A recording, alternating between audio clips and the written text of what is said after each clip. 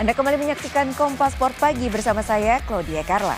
Selesai tunaikan tugas di Piala Asia U23 dan play-off Olimpiade, Timnas Indonesia U23 tiba di tanah air Sabtu pagi. Meski sudah bermain baik, sang pelatih Sinteyong merasa kecewa karena buruknya kepemimpinan wasit di laga kontra Guinea.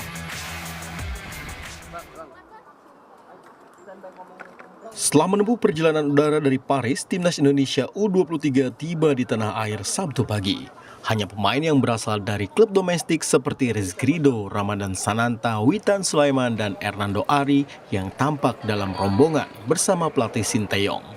Sementara pemain yang berkarir di luar negeri langsung berpisah di Paris. Meski telah jauh melampaui target, raut kekecewaan tetap nampak di wajah skuad Garuda Muda termasuk sang pelatih Sinteyong. Selain gagal merebut satu tiket ke Olimpiade, kepemimpinan wasit di laga melawan Guinea juga menjadi sumber kekecewaan timnas. 일단 마지막 경기에 대해서 진짜 우리 선수들이 너무 열심히 해줬고 우리는 최선을 다했습니다. 그렇지만 주심들의 흔치 않은 판정, 저는 지금도 도저히 용납할 수 없는 그런 상황에서 이해가 되지 않고 영상을 계속 돌려보더라도 이런 너무나 부정한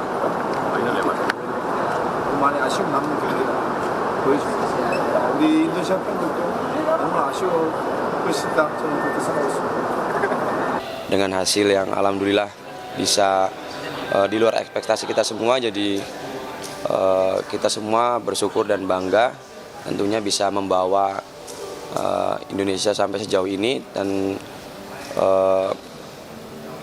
yang pastinya sedih juga karena mungkin kapan lagi kita dapat kesempatan, apalagi sampai hampir masuk Olimpiade, tetapi ini semua bukan akhir, jadi kita masih bisa ke depannya karena umur kita kan masih muda juga, dan ke depannya semoga kita bisa lebih baik lagi.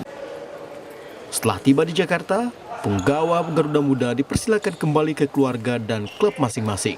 Agenda terdekat tim nasional adalah lanjutan kualifikasi Piala Dunia 2026 menghadapi Irak dan Filipina pada 6 dan 11 Juni mendatang.